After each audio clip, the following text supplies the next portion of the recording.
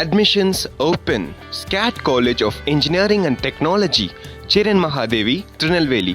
Counseling code 4969. Chennai வாசிகள் வீட்டை விட்டு வெளியே போகணும்னாலே அவங்க யோசிக்கிற ஒரே விஷயம் டிராஃபிக் ஜாமாக தான் இருக்குது. டிராஃபிக் ஜாம் தான் சென்னை மக்களுடைய மிகப்பெரிய ஒரு தலைவலியாக இருக்கிறது.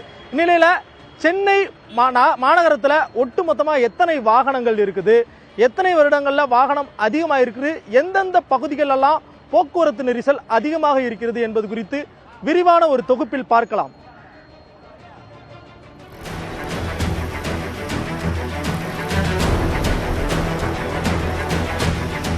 இந்தியாவிலேயே அதிக வாகன பதிவுகள் கொண்ட நகரமாக சென்னை மாநகர் திகழ்ந்து வருகிறது.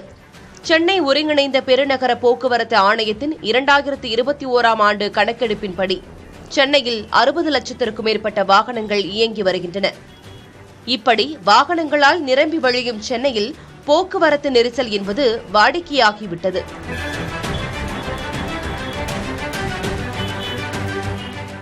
சென்னை ஒருங்கிணைந்த பெருநகர போக்குவரத்து ஆணையத்திடமிருந்து புதிய தலைமுறை பெற்ற கடந்த டிசம்பர் வரையிலான தரவுகளின்படி 10 சந்திப்புகளில் போக்குவரத்து தேக்கம் ஏற்பட்டு பெரிய அளவிலான போக்குவரத்து நெரிசலுக்கு வித்திடுகிறது.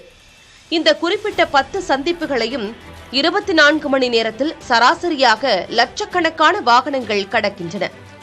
அதாவது சராசரியாக 24 மணி நேரத்தில் ராமாவரம் சந்திப்பை 1,85,420 வாகனங்கள் கடக்கின்றன. கோயம்பேடு சந்திப்பை 1,80,730 வாகனங்கள் கடக்கின்றன. பள்ளிக்கரணை நாராயணபுரம் சந்திப்பை 1,60,654 வாகனங்களும், டைடல் பார்க் சந்திப்பை 1,40,657 வாகனங்களும், சேத்துப்பட்டு சந்திப்பை 1,35,082 வாகனங்களும் கடக்கின்றன.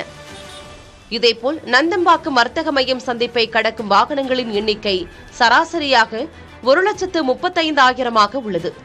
வள்ளுவர் கோட்டம் சந்திப்பை கடக்கும் வாகனங்களின் சராசரி 1,32,322 போரூர் சந்திப்பை கடக்கும் வாகனங்களின் சராசரி 1,29,887 உள்ளன. மேலும் நந்தனம் சந்திப்பை கடக்கும் வாகனங்களின் சராசரி எண்ணிக்கை 1,18,238 தேனாம்பேட்டை சந்திப்பை கடக்கும் வாகனங்களின் சராசரி எண்ணிக்கை 1,10,000 உள்ளது. இருப்பினும் அதிகப்படியான வாகனங்கள் பயணிப்பது மட்டுமே போக்குவரத்து நெரிசலை ஏற்படுத்தவில்லை என கூறும் போக்குவரத்து துறை வல்லுநர்கள் அதற்கு மோசமான சாலைகள், முறையாக பின்பற்றப்படாத விதிமுறைகள் உள்ளிட்ட காரணங்களையும் முன்வைக்கின்றனர். அவர்கள் சொல்லும் மிக முக்கிய காரணம் 118 கிலோமீட்டர் நீளத்திற்கு நடைபெற்று வரும் மெட்ரோ ரயில் கட்டுமான பணிகள். இதனை வாகன ஓட்டிகளும் ஆமோதிக்கின்றனர். இந்த விவகாரத்தில் நகர வளர்ச்சி நிபுணர்கள் மற்றொரு காரணத்தையும் கூறுகின்றனர். அது சென்னை நகரின் கட்டுமான வளர்ச்சிக்கு ஏற்றாற்போல் இல்லை என்பதே. இப்போது சென்னையுடைய ரோடு இன்ஃப்ராஸ்ட்ரக்சர் இவ்வளோ வாகனங்களுக்கு ஏற்றதாக இருக்குதான்னு பார்த்தீங்கன்னா இன்னும் அந்த மாதிரி ஏற்றதாக அமையல. ஏன்னா ஆண்டுக்கு ஆண்டு தனிநபர் வாகனங்கள் அதிகரிக்கிறத நம்ம பார்க்க முடியுது. அதுக்கு முக்கியமான ஒரு காரணம் பொது போக்குவரத்தில் இருக்கிற வெற்றிடம் தான் காரணம். மெட்ரோ கட்டமைப்பு ஏற்படுத்தும் போது அதுக்கான மாற்று சாலைகள் என்ன அப்படின்னு ஒரு தெளிவான ஒரு வரைபடம் வெளியிடணும். மெட்ரோ நிர்வாகம் ஒரு இடத்துல கன்ஸ்ட்ரக்ஷன் நடக்குது, அவங்களுக்கு கிளியராக தெரியும் எந்த இடத்துல துவங்குறாங்க, எந்த இடத்துல இப்போ இவ்வளோ காலகட்டம் 3 மாதம் ஆகும் 6 மாதம் ஆகும்னு சொல்ல அந்த பகுதியில் ஒரு மாற்று சாலைகளில் எப்படி போக்குவரத்து கொண்டு போகணும், இருசக்கர வாகனங்களுக்கு ஒரு சாலையும் அதே மாதிரி கார்கள் பஸ்கள் செல்றதுக்கு ஒரு சாலை அப்படின்னு மாற்று சாலை வழித்தடங்களை அவங்க வெளியிடணும். மெட்ரோ பணிகளை விரைந்து முடிப்பது உள்ளிட்டவை போக்குவரத்து நெரிசலுக்கு தற்காலிக தீர்வாக இருக்கலாம். ஆனால் மக்கள் தொகையும் வாகன பயன்பாடும் அதிகரித்து வரும் நிலையில் எதிர்காலத்தையும் கருத்தில் கொண்டு போக்குவரத்து நெரிசலுக்கு நிரந்தர தீர்வு காண அரசு திட்டம் வகுக்க வேண்டும் என்பதே அனைவரின் எதிர்பார்ப்பாக இருக்கிறது. புதிய தலைமுறைக்காக செய்தியாளர் பாலவெற்றிவேல்.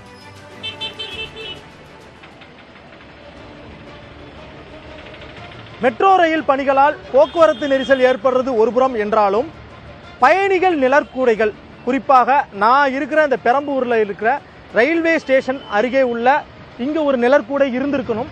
ஆனால் இந்த மெட்ரோ ரயில் பணிகள் காரணமாக இந்த நிழற்கூடை அகற்றப்பட்டிருக்குது. இதுபோல சென்னை நகர் முழுவதும் பல்வேறு பகுதிகளில் பயணிகள் நிழற்கூடைகள் அகற்றப்பட்டிருக்கிறது. இது குறித்து நீதிமன்றம் என்ன கூறுகிறது என நமது செய்தியாளர் சுப்பையா தரும் தொகுப்பை நாம் பார்க்கலாம். சென்னை பெருநகரில் பல்வேறு வடிவங்களில் போக்குவரத்து சேவைகள் வழங்கப்பட்டு வரும் நிலையில் மெட்ரோ ரயில் சேவைக்கு பொதுமக்கள் மத்தியில் நல்ல வரவேற்பு இருந்து வருகிறது. முதற்கட்ட மெட்ரோ ரயில் திட்டம் செயல்பாட்டில் உள்ள நிலையில் இரண்டாம் கட்ட மெட்ரோ ரயில் திட்ட பணிகள் முழுவீச்சில் நடைபெற்று வருகின்றன. மெட்ரோ ரயில் திட்ட பணிகள் நடைபெறும் பகுதிகளில் நடைபாதைகள் அகற்றப்பட்டுள்ளதால் பாதசாரிகள் பெரும் இன்னலுக்கு ஆளாகி வருகின்றனர். ரொம்ப நெருக்கடியான நிலையில் போய்க்கணும் வந்துக்கணும். பஸ் வசதியும் சரியில்லை, பஸ்ஸும் இதுவும் பாதையும் சரியில்லை. நடந்து போகிறதுக்கு முக்கியமாக பாதை கிடையாது. அதனால் எங்களுக்கு டிராஃபிக் கொஞ்சம் நல்லா பண்ணி கொடுத்தீங்கன்னா ரொம்ப நல்லா இருக்கும் ஐயா. இதேபோல் மெட்ரோ ரயில் பணிகள் நடைபெறும் பகுதிகளில் இருந்த பேருந்து நிறுத்த நிழற்குடைகள் அகற்றப்பட்டுள்ளதால் பேருந்துக்காக பொதுமக்கள் வெயிலில் காத்திருக்க வேண்டிய நிலை ஏற்பட்டுள்ளது. மக்கள் அப்படியே நிற்கணும். வயசான 70 வயசாக இருந்தாலும் வந்து நிற்கணும். இங்கே மரத்தரில் 40 வயசாக இருந்தாலும் வந்து நிற்கணும். 20 வயசாக இருந்தாலும் வந்து நிற்கணும். ஏன்னா விழுந்து செத்துறானா என்ன பண்ணுவீங்க? நீங்களா கொடுப்பீங்க? ஃபர்ஸ்ட் அதை பாருங்க சார். பொதுமக்களின் இந்த பிரச்சனைக்கு தீர்வு காணும் நோக்கத்தில் தனியார் தொண்டு அமைப்பைச் சேர்ந்த தேவதாஸ் காந்தி வில்சன் என்பவர் உயர்நீதிமன்றத்தில் பொதுநல வழக்கு ஒன்றை தொடர்ந்துள்ளார். இந்த வழக்கில் வரும் 29ஆம் தேதிக்குள் பதிலளிக்குமாறு சென்னை மாநகராட்சிக்கு உத்தரவிடப்பட்டுள்ளது. சென்னை கார்ப்பரேஷன் கமிஷனர் மற்றும் டிரான்ஸ்போர்ட் கமிஷனர் மற்றும் டிராஃபிக் கமிஷனர் மற்றும் சிஎம்ஆர்எல் மேனேஜ்மெண்ட் அண்ட் மாநகர டிரான்ஸ்போர்ட் கார்ப்பரேஷன் டிபார்ட்மெண்ட் பல்லவன் இவர்களுக்கெல்லாம் அளித்துள்ளோம். பொதுமக்களுக்கு பாதிப்பு ஏற்படாத வகையில் வளர்ச்சிக்கான பணிகளை மேற்கொள்வதற்கான வழிமுறைகளை கண்டறிவது மிகவும் அவசியம்.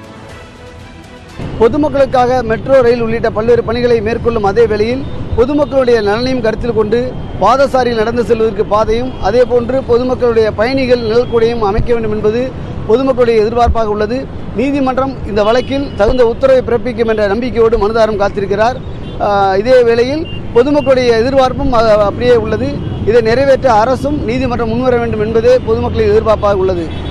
புதிய தலைமுறைக்காக ஒளிப்பதிவாளர் மகேஷுடன் VM சுப்பையா.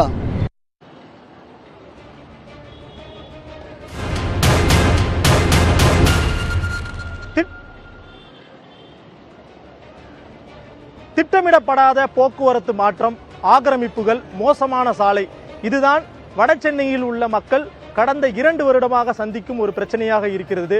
ராஜ்குமார், வட சென்னை குறிப்பாக பெரம்பூர்ல போக்குவரத்து பாதிப்பு, மெட்ரோ ரயில் பணிகள் எவ்வாறு நடைபெறுகிறது என்பது குறித்து நாம் பார்த்தோம். நீங்கள் மற்ற செய்திகளை தொடரலாம்.